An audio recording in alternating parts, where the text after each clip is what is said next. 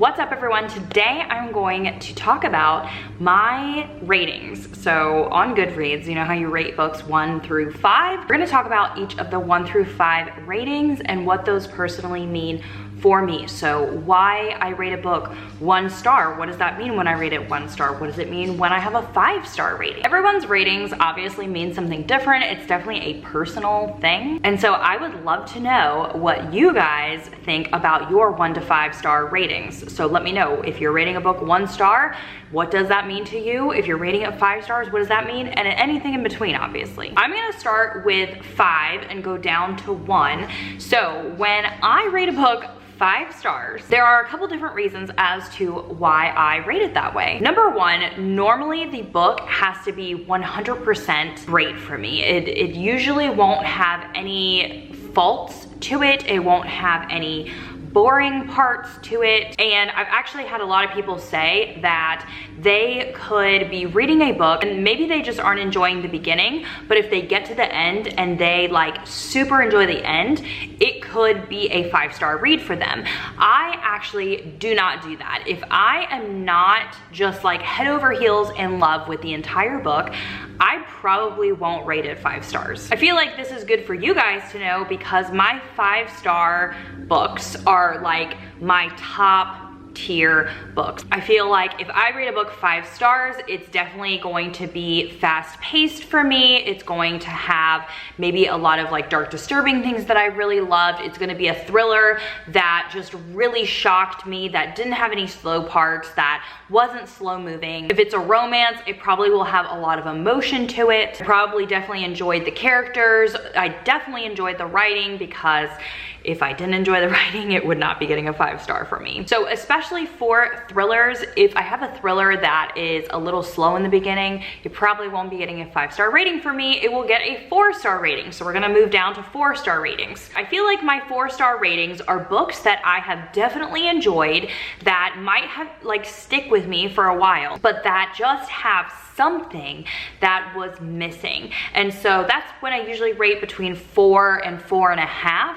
4.5 is definitely like almost a 5-star feeling, but I feel like something was missing. Like it either just wasn't fast enough, it wasn't shocking enough, something like that. If I have books that are a little slow in the beginning, or maybe I get hung up in the middle, it could be even like the middle, it could be maybe there were a ton of twists in the beginning if I'm reading a thriller, but the ending was a little, you know, not as shocking, then that would be a 4-star read for me. I also feel like my 4-star reads are definitely just personal for me. So it could be a 5-star for someone else, but maybe it's a 4-star for me because of the fact that I didn't like this one character, or I didn't like the way it ended. Maybe it ended not the way that I thought, or maybe it wasn't quite realistic. I'm very much into whether books are realistic or not, and that's probably because I'm not a fantasy reader and I love reading memoirs. I love reading about things that actually could happen in the way that they could happen in real life. So that's usually what makes up my 4-star ratings, or just that they're lacking a little something, but they're still really good reads, you know, that I feel like a lot of people would still enjoy reading. Now we're gonna go down to my 3-star reads.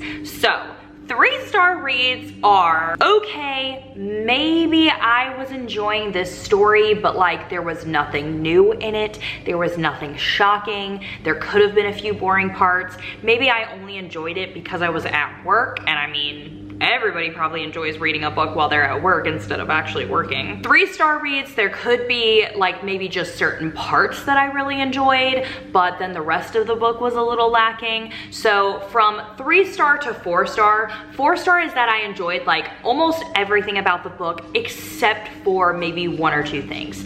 3 stars is that I enjoyed the book enough to just like finish the story and be slightly entertained, but that it was just lacking in a bunch of different parts that I couldn't give it a 4-star rating. So especially for thrillers, when there are no shocking parts in a thriller, I usually give it a 3-star. Okay, maybe it wasn't like super boring and it was an original storyline and I enjoyed reading about the storyline, but I already kind of knew who the killer was, or I knew how it was going to end. That's gonna be a 3-star for me. I also feel like I rate books 3 stars when I don't know how to specifically relate to them. So especially if I'm reading books where I haven't had that original experience and it's hard for me to relate to that, I will most likely rate that a 3-star, because it's not that the book is bad, it's the fact that I have a problem with myself being able to relate to it, and that is a personal problem, not a problem from the book. Now we're gonna get down to the 2-star reads. So a 2-star read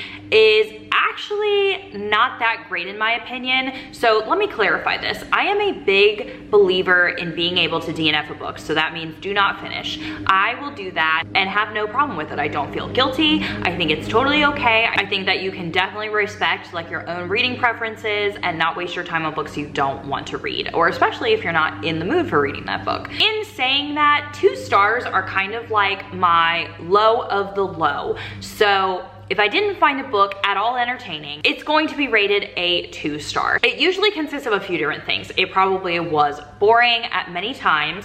It probably was very unrealistic. It probably had absolutely no twists if we're talking like a thriller. And then there's also like specific instances of things that I really did not like. Some of those things, like for instance, let's talk about Survive the Night by Riley Sager, okay? Specific things I didn't like about that book is that it all happened in one day. I am not a huge fan of those things. I also absolutely hated the movies in your head trope. I thought that that was really stupid. I thought that that was a lazy way to make the narrator an unreliable narrator. But then the ending is what really brought it down to that 2-star rating, because I felt like the ending just had nothing to do with the way that the book could have gone.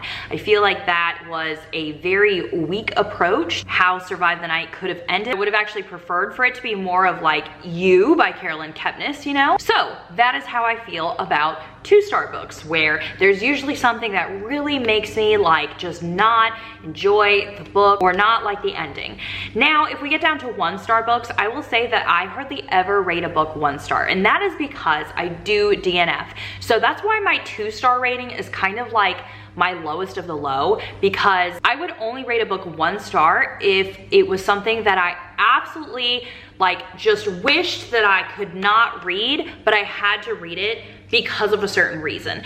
Most of the time I will DNF, but say it's like a buddy read I have to do, maybe it's a live show I have to partake in. If that book, I just, oh my gosh, like it could take me weeks to read, I just have no interest in it at all, that would be a 1-star rating for me. But like I said, most of the time I'm just gonna DNF. I don't even know if I've really rated many books a 1-star this year. There might have only been, I don't even know if I've rated any 1-star, because like I said, most of the time they're going to be 2-star, and I usually have a list of things that I didn't like about it. But when I'm hearing other people talk about their 1 through 5 ratings, I would say that a lot of people kind of make 3 stars as like a, yeah, like it was still good, like you should read it. But if you're telling me that a book is a 3-star, I'm gonna be honest with you, I'm not gonna pick it up. Because in my head, the way that I rate my 3 stars is that, sure, it was like not a total waste of time reading, but it also didn't bring anything new to the table.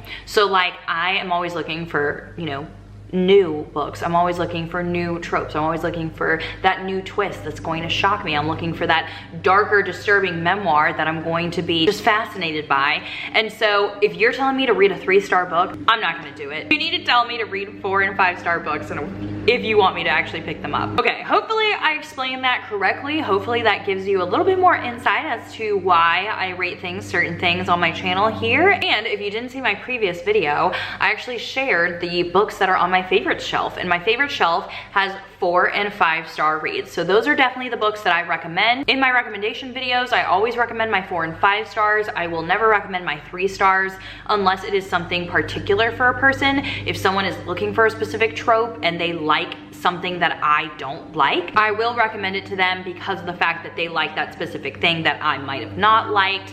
And so that's how my recommendations go. Don't forget to leave that comment down below letting me know how you rate your books from 1 to 5 stars and what that means. And I hope that you found this video helpful. That's it, and I will see you all in another video soon. Bye everyone.